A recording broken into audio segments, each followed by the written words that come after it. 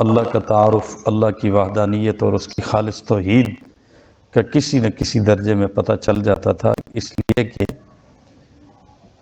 انسان اور ہر بچہ فطرت پہ پیدا ہوتا ہے تو توحید اس کے اندر کی آواز ہوتی ہے۔ آج کل مبلغین، خطباء، مدرسین، علماء اس طرف توجہ کم دیتے ہیں، جس کے نقصانات بھی سامنے آتے ہیں اور آ رہے ہیں۔ اس لیے قرآن مجید کے مضامین میں اللہ کے وہ خطبات، اللہ کے وہ بیانات، اللہ کی وہ تقاریر جو توحید کے حوالے سے ہیں وہ ہمیں کرنی بھی ہیں، اور خود اپنے آپ کو اس حوالے سے کلیئر رکھنا ہے، ان دلائل کا احاطہ اپنے سامنے رکھنا ہے۔ توحید اتنا اہم مضمون ہے کہ ہر نبی، رسول، پیغمبر کو اللہ رب العالمین نے یہ پیغام دے کے بھیجا ہے، اور شرک اتنی خطرناک چیز ہے کہ اللہ رب العالمین وَلَوْ أَشْرَكُوا لَحَبِطَ عَنْهُمْ مَا كَانُوا يَعْمَلُونَ، انبیاء کا اکٹھا ذکر کر کے اللہ رب العالمین فرماتے ہیں کہ اگر یہ انبیاء کی جماعت بھی شرک کرتی تو اللہ ان کے سارے اعمال ضائع کر دیتے۔ وَلَوْ أَشْرَكْتَ لَيَحْبَطُنَّ عَمَلُكَ، نبی کریم صلی اللہ علیہ وسلم کو بھی یہ بات ارشاد فرمائی جا رہی ہے کہ آپ اگر خدا نخواستہ شرک کا ارتکاب کرتے ہیں تو پھر اعمال سارے کے سارے ختم کر دیے جائیں گے۔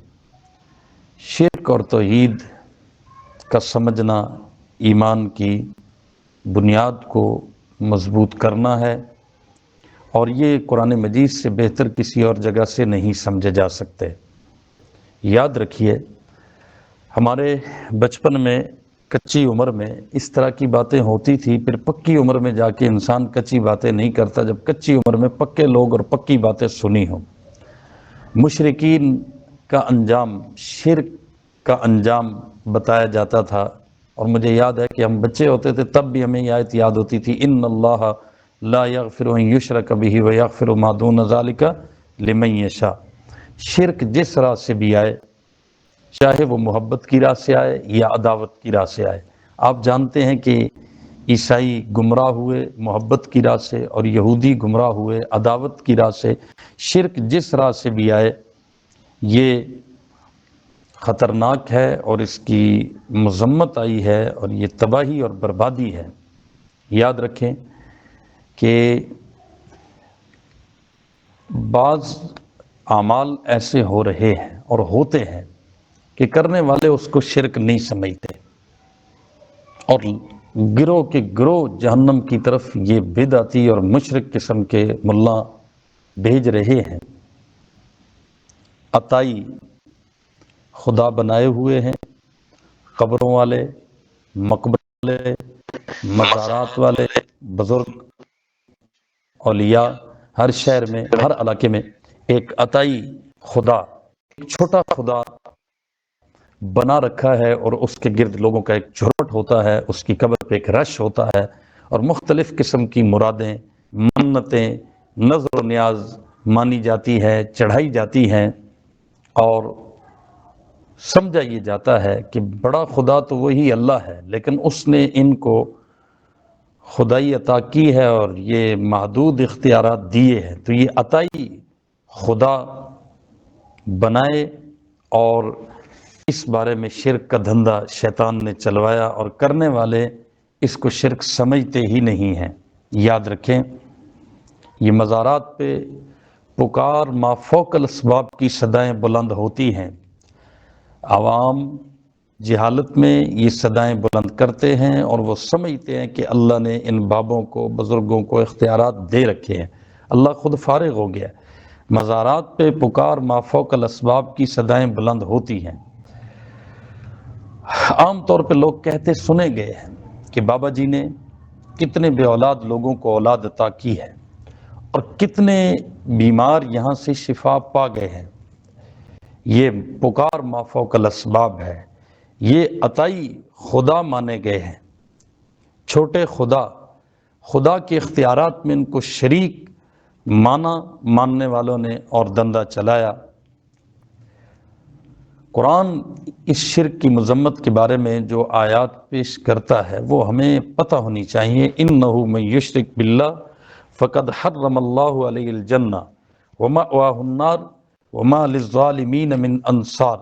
فرمایا بے شک یہ شرک کرتا ہے اللہ کے ساتھ سو اللہ تعالیٰ نے اس پر جنت حرام کر دی اور اس کا ٹھکانہ آگ ہے، اور فرمایا نہیں کوئی ظالموں کا مددگار۔ یہ اس آیت میں کتنی باتیں کہی گئی؟ 3 باتیں، کہ کبھی ان کو جنت کی ہوا نہ لگ سکے گی بس، اور اسی آگ میں ہمیشہ کے لیے پکڑے رہیں گے، اور تیسری بات کہ کوئی ان ظالموں کا مددگار بھی نہیں ہوگا۔ پھر دوسرے مقام پہ فرمایا وَمَن يُشْرِكْ بِاللَّهِ فَكَأَنَّمَا خَرَّ مِنَ السَّمَاءِ فَتَخْطَفُهُ الطَّيْرُ أَوْ تَهْوِي بِهِ الرِّيحُ فِي مَكَانٍ سَحِيقٍ۔ فرمایا جو کرے اللہ تعالیٰ کے ساتھ شرک تو ویسے ہے جیسے کوئی گر پڑا آسمان سے، 100 پرندے اس سے نوچ ڈالیں، آسمان سے گرے ٹکڑے ٹکڑے ہو جائے اور پرندے اس کو نوچ ڈالیں، کتنی ذلت والی بات ہے۔ یا ہوا سے کسی دور دراز جگہ پہ جا کے وہ پھینکا جائے، کس قدر یہ خوفناک انجام ہے۔ یہ آیات لازمی بتائی جائیں۔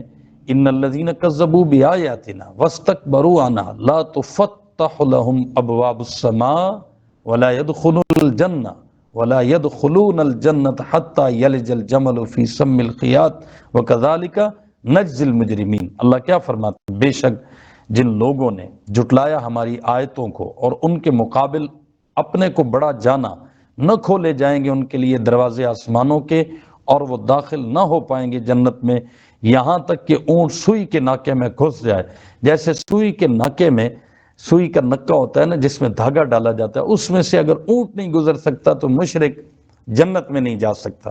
یہ آیات مجھے بہت اچھی طرح یاد ہے کہ ہمارے اکابر اساتذہ، حفظ کے استاد، اور پھر والد صاحب سے ہم نے چونکہ قرآن کا ایک بڑا حصہ حفظ کیا، تو ابا جی ہر آنے جانے والے کو یہ مختلف قسم کی آیات سناتے تھے دیہاتی ایریے میں، تاکہ لوگ شرک سے بچیں اور یقین جانیں کہ ان آیات کا اثر ہوتا تھا۔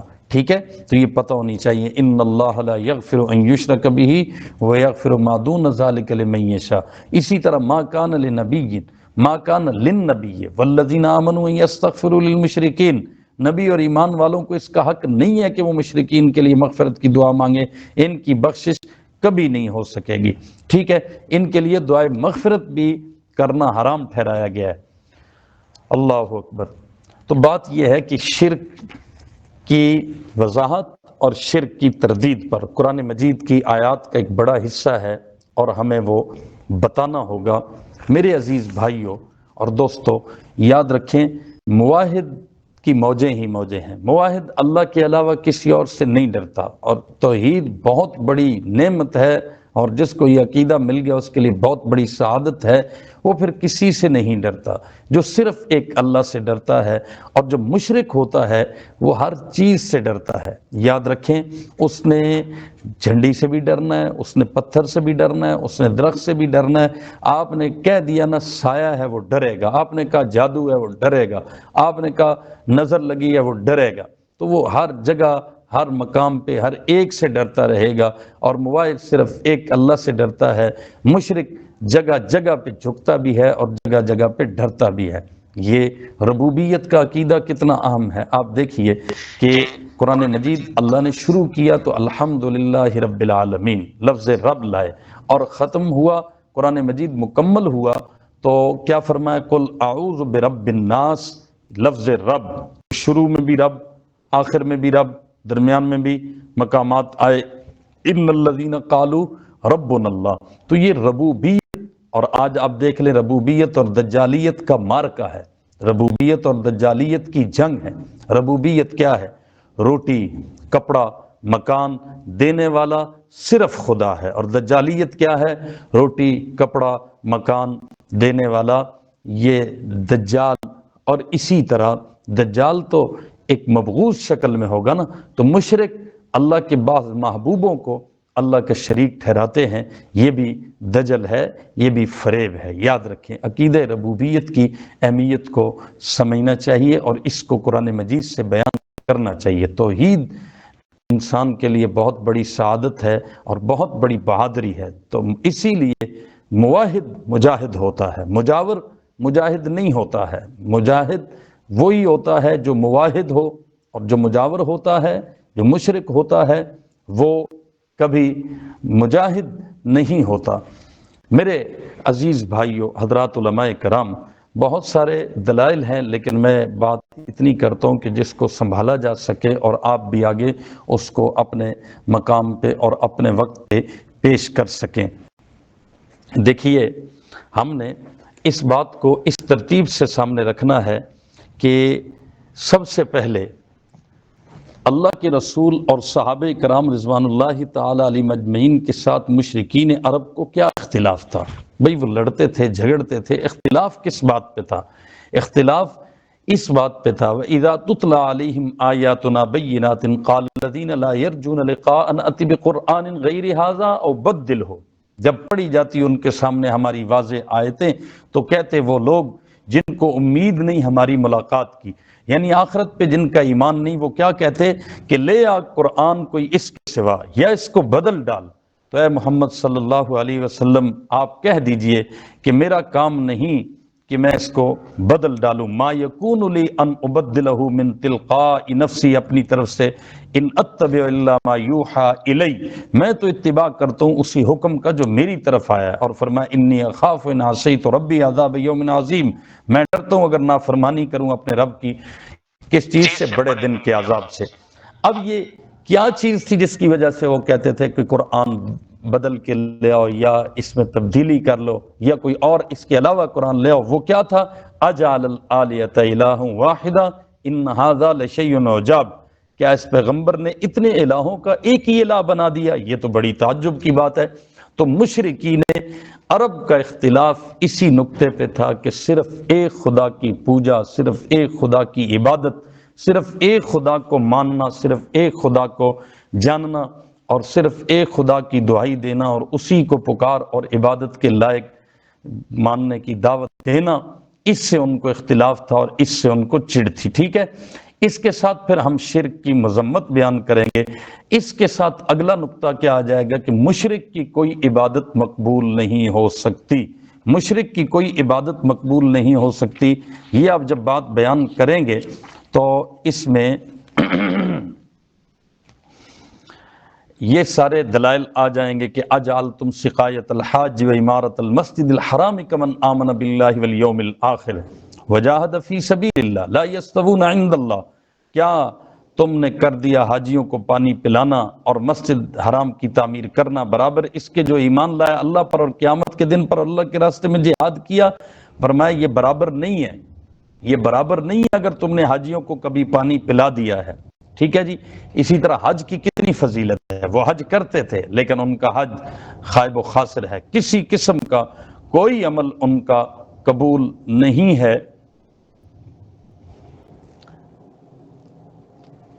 حضرت ابراہیم جیسے پیغمبر کی، اب اولو العزم نبی کی دعا مشرک والد کے حق میں قبول نہ ہو سکی، اور جناب نبی کریم صلی اللہ علیہ وسلم کی دعا اپنے حقیقی چچا اور عبداللہ بن ابی کے لیے قبول نہ ہو سکی، تو دوسروں کی دعائیں مشرک کے حق میں کیوں کر درجہ قبولیت پا سکتی ہے؟ اللہ اکبر۔ اس لیے یاد رکھنا ہے کہ مشرک کا کوئی عمل قبول نہیں، اور مشرک کے لیے دعا کی بھی اجازت نہیں ہے، مشرک کی کوئی عبادت مقبول نہیں۔ اللہ نے لا تشرک باللہ شیئا کے الفاظ سے بھی تردید کی ہے، اور لا نشرک بربنا احدا کے الفاظ سے بھی شرک کی تردید کی ہے۔ کیا مطلب ہے لا تشرک باللہ شیئا؟ دیکھیے اللہ فرماتے ہیں کہ اللہ تشرک بھی شیئا، اللہ فرماتے ہیں جب ہم نے ابراہیم کو بیت اللہ کی جگہ کا انتخاب کر کے تعمیر کا حکم دیا نا، تو ساتھ یہ فرمایا کہ میرے ساتھ کسی چیز کو شریک نہ کرنا۔ شیئن تو نکرہ تعمیم کے لیے آتا ہے، کسی بھی چیز کو، اپنا، پرایا، غیر، مبغوض، محبوب، کسی طرح کا کوئی اللہ کے ساتھ شریک نہ کرنا۔ یہ جہاں جہاں قرآن کے دلائل میں ما کان لنا ان نشرک باللہ من شیء، اللہ تشرک بھی شیئن، تو نکرہ پہ تنوین آ رہی ہے۔ یہ دلائل بھی ہم بیان کریں گے کہ کسی چیز کو بھی اللہ کے ساتھ شریک نہیں ٹھہرانا۔ اور اس سے اگلے دلائل کیا ہوں گے؟ اس سے اگلے دلائل یہ ہوں گے کہ اللہ تعالیٰ اور اس کے برحق نبی کریم صلی اللہ علیہ وسلم نے جس طرح لا تشرک بھی شیعہ سے شرک کی پرزور الفاظ میں تردید کی ہے، اس طرح غیر مبہم الفاظ میں لفظ احدن سے بھی ثابت کر دیا کہ کوئی ذات اور کوئی ہستی بھی اللہ کے ساتھ شریک نہیں ہے۔ اللہ فرماتے ہیں لَكِنَّا هُوَ اللَّهُ رَبِّي وَلَا أُشْرِكُ بِرَبِّي أَحَدًا۔ ایک مرد مومن نے اپنے کافر اور مشرک دوست سے خطاب کرتے ہوئے کہا، اور قرآن نے نقل کیا کہ پھر میں تو یہی کہتا ہوں وہی اللہ ہے میرا رب، اور نہیں مانتا شریک اپنے رب کا کسی کو۔ تو کسی طرح کی کوئی چیز اللہ کے ساتھ شریک نہیں، اور کسی طرح کا کوئی فرد اللہ کے ساتھ شریک نہیں۔ یہ جب دلائل ہو جائیں گے تو پھر اس سے آگے ہم آئیں گے اس بات کی طرف کہ شرک کے شیدائی عموماً یہ کہہ دیا کرتے ہیں کہ شرک تو یہ ہے کہ بتوں کی عبادت کی جائے اور کلمہ گوئی بھی ہو، کیونکہ وہ بتوں کی عبادت نہیں کیا کرتا، لہذا وہ اگرچہ کچھ ہی کہے یا کرے مشرک نہ ہوگا۔ کلمہ گو کوئی بھی ہو۔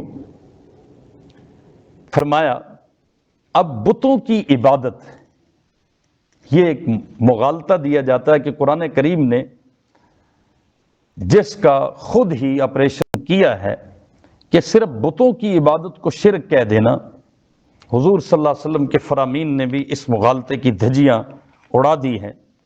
اب دیکھیے دلائل میں عرض کرنے لگا ہوں، صرف بتوں کی عبادت کو شرک کہنا اور اللہ کے محبوب چیزوں کو اور بعض ہستیوں کو ایسی پوجا کرنا کہ وہ شرک کے زمرے میں آئے، اس بات کو نہ کھولنا قرآن نے اس کے تار و بکھیر دیے ہیں۔ قوم نصارہ کی غلطی ظاہر کرنے کے لیے اللہ قیامت کے دن حضرت عیسیٰ سے سوال کریں گے، وَإِذْ قَالَ اللَّهُ يَا عِيسَى ابْنَ مَرْيَمَ أَأَنْتَ قُلْتَ لِلنَّاسِ اتَّخِذُونِي وَأُمِّيَ إِلَٰهَيْنِ مِن دُونِ اللَّهِ قَالَ سُبْحَانَكَ مَا يَكُونُ لِي أَن أَقُولَ مَا لَيْسَ لِي بِحَقٍّ۔ جب کہے گا اللہ تعالیٰ اے عیسیٰ ابن مریم، عیسیٰ مریم کے بیٹے، تو نے کہا تھا لوگوں کو کہ ٹھہرا لو مجھ کو اور میری ماں کو الہ، اللہ کے نیچے اللہ کے علاوہ۔ عیسیٰ علیہ السلام کہیں گے تو پاک ہے، مجھ کو لائق نہیں کہ کہوں ایسی بات جس کا مجھ کو کوئی حق نہیں۔ اللہ مجھے کیا ہو گیا تھا میں ایسی بات کرتا، میں نے ہرگز ایسا نہیں کہا۔ تو یہاں سے پتہ چلا کہ الہ بتوں کے علاوہ بھی ہو سکتے ہیں، اور مشرکین ان کو الہ مانتے تھے، جیسے کہ حضرت عیسیٰ علیہ السلام کو ان کے پیروکاروں نے الہ مانا، اور قیامت کے دن اللہ یہ پوچھیں گے الہین من دون اللہ۔ اسی طرح یہود و نصارہ جو نہ صرف خدا کے قائل تھے بلکہ اپنے خیال سے موحد بھی تھے، ان کی تردید کرتے اللہ ایک اور مقام پہ فرماتے ہیں اتخذوا احبارهم ورهبانهم اربابا من دون اللہ، ٹھہرا لیا انہوں نے اپنے مولویوں اور پیروں کو رب اللہ کے نیچے، اور والمسیح ابن مریم، اور مسیح بیٹے مریم کو بھی، حالانکہ وما امروا الا لیعبدوا الہ واحدہ، حالانکہ ان کو حکم ہوا تھا کہ بندگی کریں ایک الہ کی، لا الہ الا ہو، کوئی اس کے سوا الہ نہیں، وہ پاک ہے اس چیز سے جو وہ شریک قرار دے۔ عما یشرکون۔ اس سے کیا پتہ چلا؟ اس سے پتہ چلا کہ صرف بتوں کی عبادت کرنا شرک نہیں ہے، بلکہ اللہ کے محبوب بندوں کو بھی اللہ کے اختیارات میں حصہ دار سمجھنا یہ شرک ہے۔ ٹھیک ہے نا جی؟ اس بات کی وضاحت ہوگی تو شرک کی حقیقت کھل کے سامنے آئے گی۔ ٹھیک ہے، اب اس سے اگلا مقام کیا آ جائے گا؟ ہم بتوں کی حقیقت پہ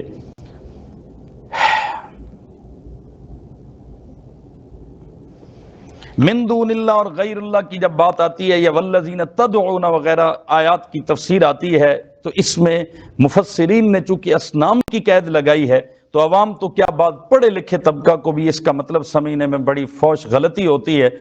وہ کیا ہوتی ہے کہ جی وہ صرف لکڑی، پتھر اور اینٹ کی بے جان مورتی کو الہ یا خدا بنا لیا کرتے تھے، تو کسی جاندار مخلوق بلکہ بزرگ اور پیغمبر اور نیک بندوں کے نام اور شکل پر ہی جو ہے نا وہ بت نہیں بلکہ بت وہ محض ایک پتھر کی مورتی کو بنا لیتے تھے۔ حالانکہ حقیقت یہ ہے کہ بتوں کے پیچھے کسی نہ کسی بزرگ کا تصور ہوتا تھا۔ یاد رکھیے لات ایک بت کا نام، اب بت کا نام ہے لیکن پیچھے ایک تصور تھا مستقل۔ لات کون تھا؟ جو حاجیوں کو ستو گھول کر پلایا کرتا تھا، اس کی یاد میں لات بنا دیا گیا۔ حبل حابیل کے نام پہ بنا دیا گیا۔ حضور اکرم صلی اللہ علیہ وسلم نے فتح مکہ کے موقع پر جب 10,000 قدسیوں کی معیت میں مکہ فتح کیا تو 360 بت جو نصب تھے وہ کس کی یاد میں تھے؟ کوئی حضرت ابراہیم کی تصویر تھی، کوئی حضرت اسماعیل کی تصویر تھی، اسی طرح عزا ایک پری تھی، جن درختوں میں اس پری کا ظہور ہوا تھا اس کو متبرک سمجھ کر عبادت گاہ بنا لیا گیا تھا۔ منات بھی ایک انسان کا نام تھا اور بالا ایک عورت کا نام تھا، بالا بکا، ٹھیک ہے، صاف اور نائلہ، یہ بھی دو انسان تھے۔ مرور زمانہ کی وجہ سے لوگ ان کی پوجا کرتے تھے، یہ مشہور بت تھے۔ ان بتوں کے نام پہ لوگوں نے یادگاریں بنائی ہوئی تھی۔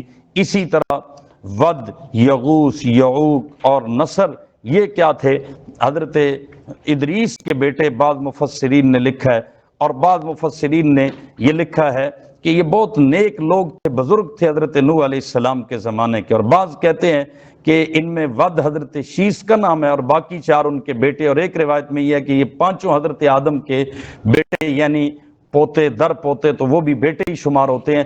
بہرحال بت کے پیچھے کسی نہ کسی بزرگ کا تصور ہوتا تھا، اس کی یاد میں، کسی بزرگ کی یاد میں اور اس کے تصور میں وہ ایک ایسی مورتی بنا لیتے تھے اور اس کی پوجا کرتے تھے۔ آپ اپنے ہندوستان میں دیکھ لیجئے کہ ہندو جس کی پوجا کرتے ہیں تو پیچھے کوئی نہ کوئی شخصیت ہوتی ہے اور اس شخصیت کے نام کا بت ہوتا ہے۔ میں اس مسئلے پہ زور تھوڑا سا اس لیے دے رہا ہوں کہ بچپن میں ہمیں خود ایسی تربیت ملی، آج کل اس تربیت کا فقدان نظر آتا ہے کہ توحید کی حقیقت اور شرک کی حقیقت پر بات کم ہوتی ہے۔ میرے عزیز بھائیوں، یہ بات تو میں نے آپ کے سامنے کر دی کہ اس طرح آپ نے شرک کی مذمت کرنی ہے، پھر آپ نے شرک کی مذمت کر کے آپ نے مشرک کا انجام بتانا ہے، اور پھر شرک کی حقیقت بتانی ہے، پھر توحید کی حقیقت بتانی ہے۔ تو شرک کی حقیقت میں آپ کو بت کی حقیقت بتانی پڑے گی، اور پھر آپ آئیں گے توحید کے دلائل پر، اور خالصتاً توحید انشاءاللہ آپ نکھار کر بیان کر سکیں گے۔ آپ کو کتابوں میں بہت زیادہ اس حوالے سے مضامین مل جائیں گے، میں تو صرف آپ کا ذہن کلیئر کر رہا ہوں کہ آج بھی عطائی خدا بنائے ہوئے ہیں یہ صاحب مزار اور صاحب قبر، اور مختلف شہروں میں اولیاء۔ آپ چلے جائیں حضرت معین الدین چشتی اجمیری کے مزار پہ، ہمارے پاک میں آپ آ جائیں لاہور حضرت علی حجویری کے مزار پہ، حضرت بابا فرید الدین گنج شکر کے مزار پہ، حضرت بہاءالحق زکریا ملتانی کے مزار پہ، تو آپ کو وہاں ایسی صدائیں دیتے اور پکار ما فوق الاسباب کرتے ہوئے ہزاروں لوگ ملیں گے، اور ان کے عرصوں پہ اور ان کے ہونے والے اجتماعات پہ یہی کچھ ہوتا ہے کہ جو کچھ لینا ہے بس ادھر سے ہی لے لو۔ آپ دیکھیں نا کہ اگر ہدایت بخشش میں مولانا احمد رضا خان یہ شعر کہہ رہے ہیں کہ احد سے احمد اور احمد سے تجھ کو کن اور سب کن مکن حاصل ہے یا غوث۔ حضرت شیخ عبد القادر جیلانی کے بارے میں کیا کہہ رہے ہیں؟ احد سے احمد اور احمد سے تجھ کو، یعنی اللہ نے حضور کو دیا اور حضور نے تجھ کو کن اور سب کن مکن حاصل ہے یا غوث، یعنی سب اختیارات آپ کے پاس آ گئے۔ تو اس طرح کے شعر کیا بتاتے ہیں؟ وہ جو مستوی تھا عرش پہ خدا ہو کر، مدینے میں اتر پڑا مصطفیٰ ہو کر، یہ بھی مولانا احمد رضا خان کا شعر ہے۔ تو اب اس طرح کے اشعار کیا بتاتے ہیں؟ اس طرح کے اشعار پکار ما فوق الاسباب کی صدائیں بلند کرتے ہیں اور اللہ کے نیچے چھوٹے خدا ماننے کی دعوت دیتے ہیں، اور اللہ کے نیچے چھوٹے خدا اور اس کے اختیارات کی تقسیم، اللہ کی صفات ذاتیہ ہوں یا صفات فعلیہ ہوں، وہ اللہ کے محبوب بندوں میں، بزرگوں میں، اولیاء میں، صوفیاء میں، اتقیاء میں جو ماننے کی بات کرتا ہے، یقین جانیے کہ وہ خدا کا حصہ خدا کے بندوں میں تقسیم کر رہا ہے، اور یہ شرک کی خطرناک ترین صورت ہے۔ کھلے مشرک کو پھر بھی کبھی نہ کبھی توحید کی توفیق مل جائے گی جب اسے کوئی سمجھائے گا، لیکن ایسے زندیق قسم کے جو مواحد ہیں، ایسی توحید جس میں ایک بڑے خدا کا تصور اور نیچے چھوٹے خداؤں کا تصور ہو، مشرک خدا کا انکاری نہیں ہوتا۔ میں نے پہلے ہی آپ کو یہ درس میں بات کی تھی کہ مشرک خدا کا انکاری نہیں ہوتا، وہ خدا کو بڑا مانتا ہے اور باقی اس کے اختیارات میں شریک چھوٹے چھوٹے خدا مانتا ہے، اس کی عطائیں مانتا ہے۔ آپ جب ان سے کبھی بات کریں گے مختار کل حاضر و ناظر علم غیب، یہی کہیں گے علم غیب عطائی جی، مختار کل اختیارات عطائی جی، تو اللہ نے عطا کیے ہیں، یہی تصور شرک کا تھا اور اسی کو قرآن سے ہم نے بیان کرنا ہے اور یہ ہماری ذمہ داری ہے۔ اللہ تعالی ہمیں توفیق عطا فرمائے۔ ٹھیک ہے جی، اب دیکھیے ہوتا کیا ہے، عقیدہ عقیدہ ہے، عقیدت عقیدت ہے۔ ہم اولیاء کی کرامت کے قائل ہیں، ہم نبی کے معجزے کو مانتے ہیں، لیکن معجزہ نبی کے ہاتھ پہ ظاہر ہوتا ہے، طاقت پیچھے خدا کی ہوتی ہے۔ کرامت ولی کے ہاتھ پہ ظاہر ہوتی ہے، طاقت پیچھے خدا کی ہوتی ہے۔ اس پر میں صرف قرآن سے دو دلائل عرض کروں گا، ایک معجزے کے بارے میں اور ایک کرامت کے بارے میں، اور یہ قرآن ہی سے ہم نے بیان کرنا ہے۔ ہم قرآن سے ان باتوں کو بیان کرنا چھوڑ گئے، اس کی وجہ سے بہت زیادہ نقصانات ہو رہے ہیں۔ ہمارے اپنے بچوں کے عقائد اس طرح مضبوط نہیں ہیں۔ عقیدہ یاد رکھیے جڑ کی مانند ہوتا ہے، جیسے جسم میں روح ہے، عقیدے کی حیثیت وہی ہے ایمان میں کہ عقیدہ مضبوط ہے تو آگے جان ہے، عقیدہ نہیں تو جان نہیں۔ بلب آپ کو نظر آتا ہے، شکل بلب کی ہوتی ہے، لیکن اندر سے فیوز ہو جائے اور روشنی نہیں دیتا۔ یاد رکھیں عقیدہ توحید اگر مضبوط نہیں ہے تو ہماری کوششیں اور کاوشیں اور عقیدہ توحید قرآن سے بہتر کسی اور چیز سے مضبوط نہیں ہو سکتا۔ اللہ تعالیٰ قرآن کو سمجھنے کی توفیق عطا فرمائے۔ دیکھیے اب معجزہ نبی کے ہاتھ پہ ظاہر ہوتا ہے، پیچھے طاقت خدا کی ہوتی ہے۔ حضرت موسیٰ علیہ السلام کے سامنے جب فرعون جادوگروں کو لایا، آپ نے اس بات کو غور سے سمجھنا ہے، انشاءاللہ لطف آئے گا اور آپ آگے اس کو اٹھا بھی سکیں گے، بیان بھی کر سکیں گے، سنبھال بھی لیں گے۔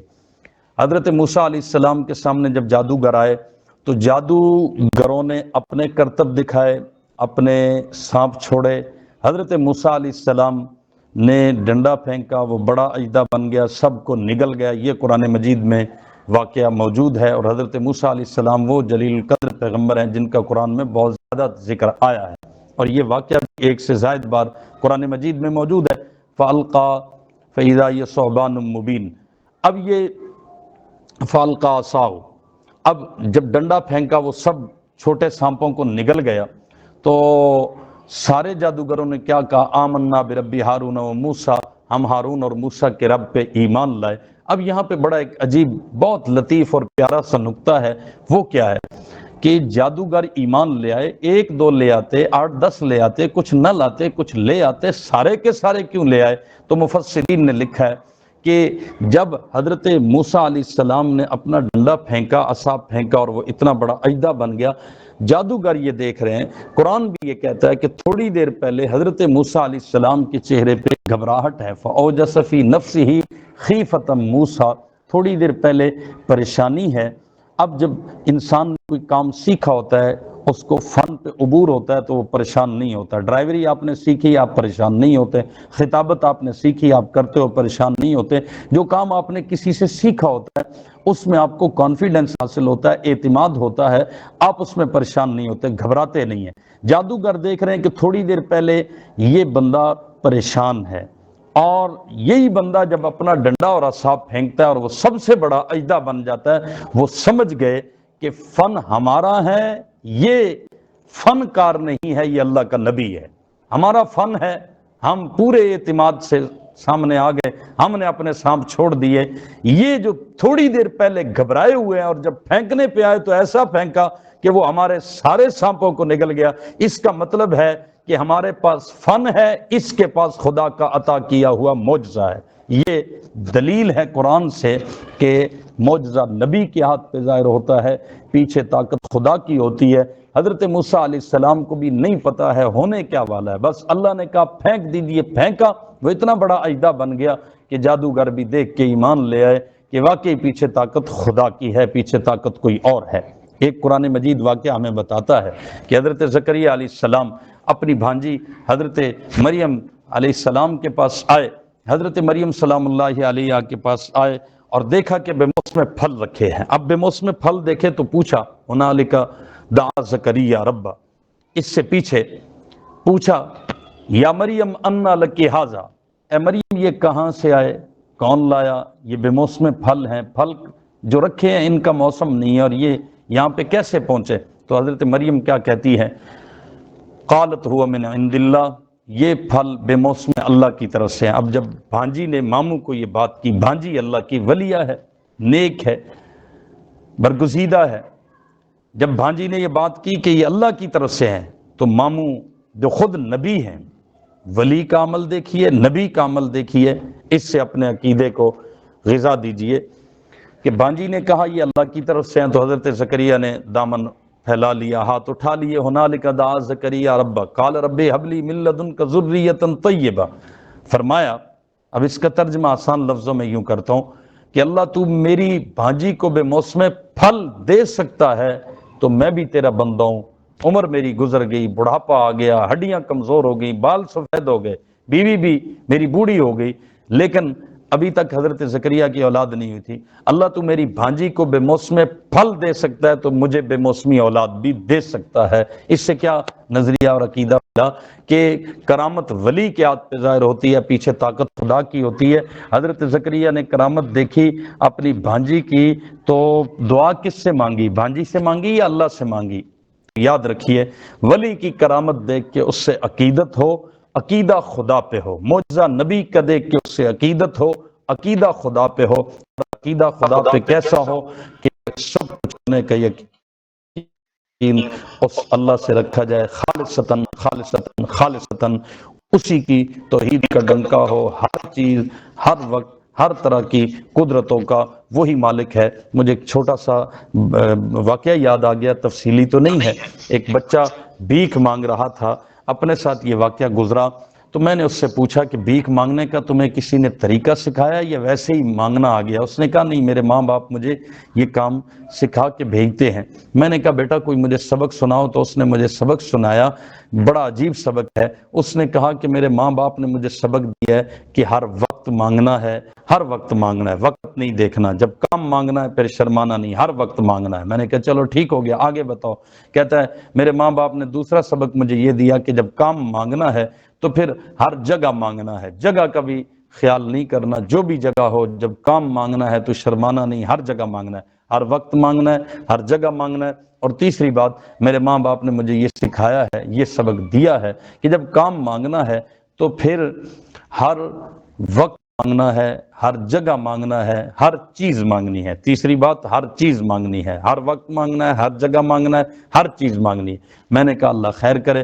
چوتھی بات پوچھی تو وہ بچہ کہنے لگا کہ میرے ماں باپ نے مجھے سبق یہ دیا ہے کہ جب کام مانگنا ہے تو پھر شرمانا نہیں، ہر ایک سے مانگنا ہے۔ جب اس نے کہا نا ہر ایک سے مانگنا ہے تو پھر میں نے کہا بیٹا بات سنو، 3 جگہ پہ تیرا میرا سبق ایک جیسا ہے، چوتھی جگہ تبدیلی کر لے تو دنیا کا نہیں اللہ کا فقیر بن جائے گا۔ وہ کیا ہے؟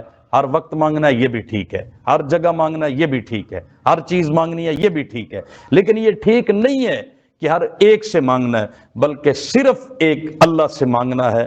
اس بچے کو یہ بات پسند آ گئی، تو گھروں میں بھی ہمیں یہ تعلیم ایسی دینی چاہیے۔ آپ دیکھیں کہ جو دنیا کے فقیر ہیں وہ اگر اس طرح مانگتے ہیں تو پھر جو اللہ کا فقیر ہے اسے اپنی تربیت کس طرح رکھنی چاہیے۔ بس اب آخر میں ایک تھوڑی سی بات کرتا ہوں کہ ہمارے ہاں یہ جو بریلوی طبقہ ہے، آپ کی طرف سے شروع ہوا اور ادھر اب ان کی خوب چلتی ہے اور خوب جو ہے وہ فتویٰ بازی کرتے ہیں اور عجیب و غریب تباہی مچائی ہوئی ہے۔ ان کے شرک اور مشرکین عرب کے شرک میں کوئی فرق ہے؟ میں صرف اس پر 5 پوائنٹ آپ کے سامنے رکھتا ہوں۔ وہ کیا ہے؟ دونوں خدا کو ایک ماننے کے مدعی ہیں اور آخرت میں توحید کا اقرار کرتے ہیں، وہ بھی کرتے تھے، یہ بھی کرتے ہیں۔ دونوں جب ضرورت کے وقت اللہ کے سوا اوروں کو اپنی حاجات اور تکلیفات میں ما فوق الاسباب پکارتے ہیں تو انہیں اس عقیدہ سے پکارتے ہیں کہ یہ اللہ کی عطا کردہ قوتوں سے ہماری حاجت روائی کرتے ہیں۔ وہ بھی یہ کرتے تھے اور یہ بھی یہ کچھ کرتے ہیں۔ 2 باتیں۔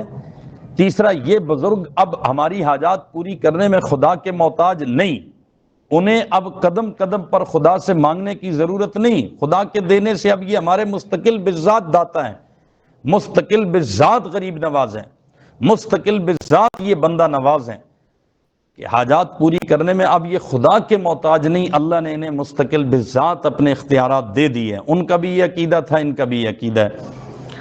اب یہ ضرورتوں کے وقت قبروں کا رخ کرتے ہیں، اور مشرکین عرب بتوں کا رخ کرتے تھے جو انہوں نے اپنے بزرگوں کی نسبت سے بنا رکھے تھے۔ دونوں اپنے بزرگوں سے ہی اپنی حاجات مانگتے ہیں، وہ بھی اور یہ بھی۔ تو اب بتائیے کوئی فرق ہوا؟ اور اگلا پوائنٹ کیا ہے؟ دونوں بشریت اور رسالت میں تنافی کے قائل ہیں۔ کیا مطلب؟ مشرکین عرب کہتے تھے بشر کبھی رسول نہیں ہو سکتا، بشر کبھی رسول نہیں، ما لحاظ الرسول یأکل الطعام یمشی فی الاسواق، کیسا رسول ہے جو کھاتا پیتا ہے بازاروں میں جاتا ہے؟ وہ کہتے تھے بشر کبھی رسول نہیں ہو سکتا۔ اس عقیدے پر وہ رسولوں کو ماننے سے انکار کرتے تھے، رسولوں کا ماننا انہیں مشکل لگتا تھا، چونکہ ان کا ذہن یہ بنا ہوا تھا کہ بشر کبھی رسول نہیں ہو سکتا۔ ابشر یادوننا، اور یہ کیا کہتے ہیں؟ رسول بشر نہیں ہو سکتا۔ وہ کہتے تھے بشر رسول نہیں ہو سکتا، اور یہ کہتے ہیں رسول بشر نہیں ہو سکتا۔ رسول کوئی اور مخلوق ہونا چاہیے یا اسے خدا سے نکلا ہوا ماننا چاہیے، یعنی نور من نور اللہ، نور من نور اللہ، بشر رسول نہیں ہو سکتا۔ وہ کہتے تھے بشر کبھی رسول نہیں ہو سکتا، اور یہ کہتے ہیں رسول بشر نہیں ہو سکتا۔ اب ان دونوں کے مقابل اسلام کا عقیدہ یہ ہے کہ خدا کا کوئی شریک نہیں، نہ برابر کا اور نہ کوئی اس کی عطا سے اس کا شریک ہے۔ کائنات میں کوئی خدائی تصرفات کا مالک نہیں ہے اللہ کے علاوہ، یاد رکھیں۔ اور باقی انہوں نے ایسی عجیب و غریب کتابیں لکھی اور ایسے دلائل دیے کہ اللہ معاف فرمائے۔ یہ تو کہتے ہیں کہ خالصتاً اللہ کو پکارنا اور اللہ کے بندوں کی تعظیم میں سجدہ نہ کرنا، یہ شیطان کی وہ ریت ہے، شیطان کی عادت ہے کہ اس نے حضرت آدم کو سجدہ نہ کیا اور اس نے خدا کو کہا کہ میں تو بس موحد ہوں اور تجھے ہی مانتا ہوں، اس وجہ سے شیطان بنایا۔ آپ دیکھیے اس طرح کے یہ دلائل دیتے ہیں۔ اور جب کہا جائے کہ خدا کا حصہ خدا کی مخلوق میں تقسیم نہ کرو، تو اس وقت کہتے ہیں یہ دیکھو اولیاء کے گستاخ ہیں، یہ نبی کے گستاخ ہیں، اور یہ اللہ کے پیارے بندوں کے گستاخ ہیں۔ پھر اس طرح کی مثالیں قائم کرتے ہیں کہ جناب دیکھو نا جی، چھت تک پہنچنے کے لیے سیڑھی کی ضرورت ہوتی ہے نا جی، اور اسی طرح بادشاہ تک پہنچنے کے لیے سیکٹری کی ضرورت ہوتی ہے نا جی۔ اس طرح کی مثالیں دیتے ہیں۔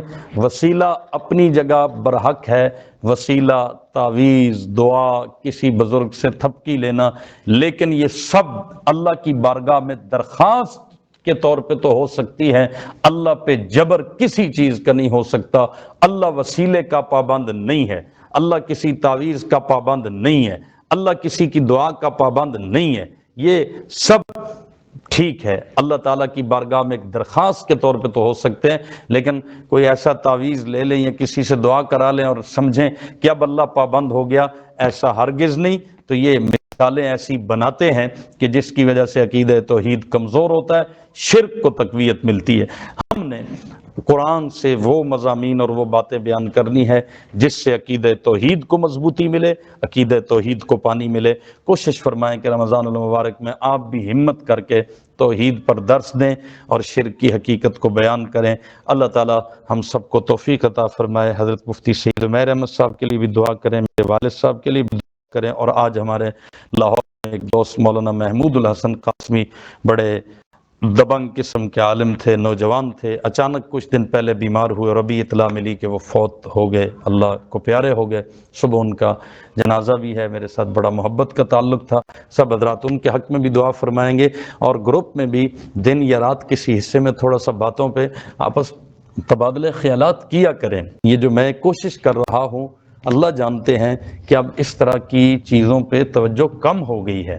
یہ زور ہم جب بچے ہوتے تھے تو اس وقت اکابر، خطبہ، مبلغین لگاتے تھے نقائد کی باتوں پہ، لیکن اب اس پر توجہ کم ہو گئی ہے۔ میرے استاد محترم مفکر اسلام، حجت الاسلام حضرت علامہ خالد محمود صاحب نے ایک کتاب لکھی، اگر آپ کو نظر آئے تو یہ میں دکھا رہا ہوں، مطالعہ بریلویت 10 جلدوں میں، یہ ایٹم بم سے کم نہیں ہے۔ حضرت علامہ صاحب نے 10 جلدوں میں جو کچھ اس میں لکھ دیا ہے نا، انشاءاللہ قیامت تک باطل کے خرمن، بدعت اور شرک کے خرمن پہ دلائل کی آگ برستی رہے گی، اور آپ حضرات کو بھی یہ وہاں سے یقیناً میسر ہو جائے گی۔ تو آپ اس کا مطالعہ فرمائیں، ان حضرات کی کتابوں کو پڑھیں، پکے لوگوں کو پڑھیں، انشاءاللہ دنیا بھی آخرت بھی سنورے گی۔ والسلام علیکم ورحمۃ اللہ وبرکاتہ، وما علینا الا البلاغ۔